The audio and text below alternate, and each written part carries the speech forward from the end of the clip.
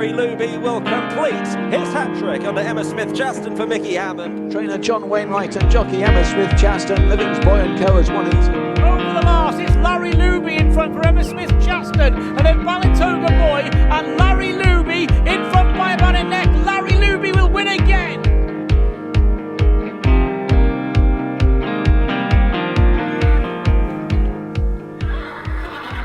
Well, as we know, a jockey is the most underrated sport out there. The hard work, the dedication, the constant pressure that they have on themselves. Today we are here to find out what it's all about with Emma Smith-Chaston. Emma, tell me, what do you do in your everyday life? Just fitness, a little bit of fitness. Me and a girl from work, we're trying to train to do the Leeds half marathon, and generally just riding out, race riding, keeping busy, walking the dogs obviously as well. What is your dog called?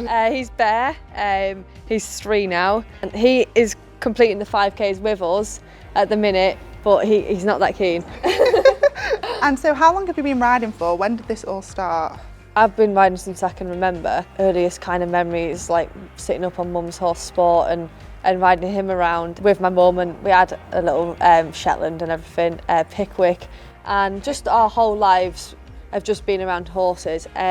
Obviously my sister and my mum are still involved with horses as well. My dad absolutely hated them, hated the smell, hated everything to do with them, never understood why we wanted them, and dealt with us having them because it was 3 against 1.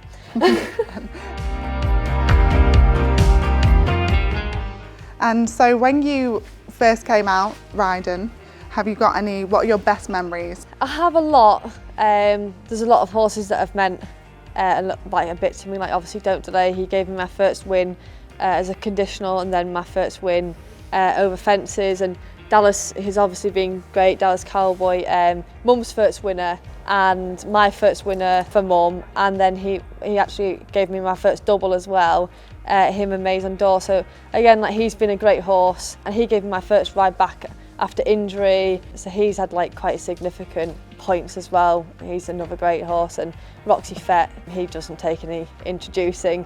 He's been great, 4 wins on him. Who has the best personality? I think me and Desiree Girl are very similar. We're very strong-willed women, and we don't like being told what to do, and we have, I wouldn't say bad attitudes, just similar characteristics. Yeah, we get on like a house on fire because we're just 2 badasses. And who's your best jumper, would you say? She's a great jumper. It's really, really efficient over her hurdles. Kildrim, again, like we've got a fantastic picture of him at Hexham, absolutely clearing it. He's about 2 foot off the fence. Don't Delay was always a good jumper. We have a lot of good jumpers, not what it seems. He'll be exciting over a fence as well. Dallas was exceptional. He'd win his races by jumping.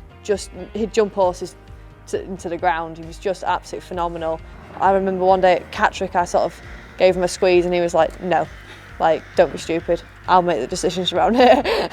And from that point onwards, I was like, okay, yeah, you probably know better. How does it feel riding horses for your mum? What does it make you feel? I mean, I think she hates it. She doesn't watch me, especially when I'm on one of hers, and I think she's so afraid of me getting hurt on one of hers. Like, it's part of the job, like it's life, but I don't think she likes to think of it that way. So far, I've not been told off, so that's a massive plus. But she can't fall out of me because she's my mum, so... Perfect combination. Yeah, so it doesn't matter what I do, she can't fall out of me. And can you tell me some of your career lows? Have you had any injuries, and how did you come back from your injuries? Yeah, I broke my collarbone in the September. I rehabbed from that. I did need that operating on. I think about maybe 3 weeks after I got another fall and did all the ligaments in my shoulder. I carried on riding, which was foolish, but I was just like that young, didn't want to give up kind of thing, and then it got really bad and then had to stand down. I was stood down for six months. Just bad time, and it was COVID, Christmas. You had to have like a minimum of 3 months off, and it just wasn't quite right at the end of the 3 months. But I wanted to take my time and make sure that it was right. I didn't want to rush it because I thought I've got to have that time off. So just make sure that when you do come back, it's as it should be. And how was your first race back? How did that feel? How did it go? What was going through your mind for your first race? It was on Dallas, and I'd put on a bit of weight being injured for so long. and especially as my birthday as well, like and loads of people got me cake. I was like half struggling for it, so I didn't have a big saddle or anything like that. And my mum was so nervous because it was obviously like the pressure that obviously my first ride back on her horse and everything. And then I remember thinking, why am I going over fences? I've not ridden in 6 months. Why is my first ride going to be over fences? And then as soon as I jumped off and got over the first, I was like, I'm on Dallas. Like, you're not going to get a better horse to ride than Dallas Cowboy. Just an absolute old legend. And he looked after me, finished second. And there's a great shot of him coming over, I think the third or the fourth last. And he's jumped it out of the wings. After your first win, how did that feel? I didn't really expect it. Obviously it was on Don't Delay, and it was only my second ride for Mickey. He'd just come over from Ireland. We didn't have a single clue about it. I think he'd been on the yard maybe like most a month or something. Mickey didn't know anything about him really, like other than what we'd been told. And he was sort of just like, you know, sit handy and see how you go and finish where you finish kind of thing. And he won, and I was just like, oh my God, like I think I was in too much shock to actually like be like happy or anything. But no, I look back on that day, it was brilliant. And how is it working for Mickey and everything that you do? How do you find it? He's a great boss, very, very understanding. He obviously rode himself, he's trained for years. He doesn't need us to come in and say, like, this needs this or that needs other, because he knows what he's looking at. But at the same time, like, if you do make a mistake, you can go to him and you can ask. And you know, now I'm playing with 5, he sort of says to me like, you should have done this differently and should have done that. But he kind of let me get my confidence up when I was like a £10 claimer into my £7, like gave me them nice rides, just, you know, get the confidence up, jumping. And it's a different ball game going from pointing an amateur to riding it against the big lads like Brian Hughes and John Quinlan and people, a lot more tactically. Where pointing it's sort of like a bit gung-ho, and whoever gets to the line first is the winner. You know, he's dealt with a lot of young people before. It's nothing that he hasn't seen before in the development of other jockeys and such like. But a very, very fair boss. If you work, you'll get your chances, and if you're good enough, then you'll be used.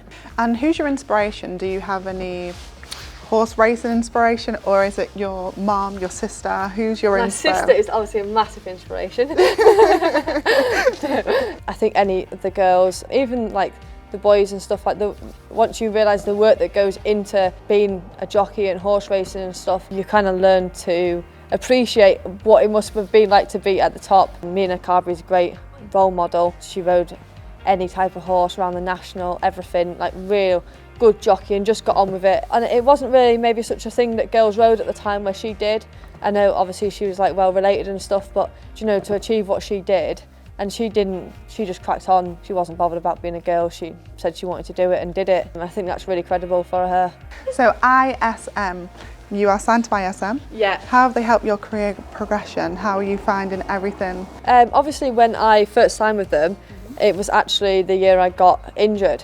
They were like a massive support. Anything I needed or anything like that, they was there. And it was unlucky for them because they'd literally just signed me and they were just sort of starting out. And then I got injured. I think I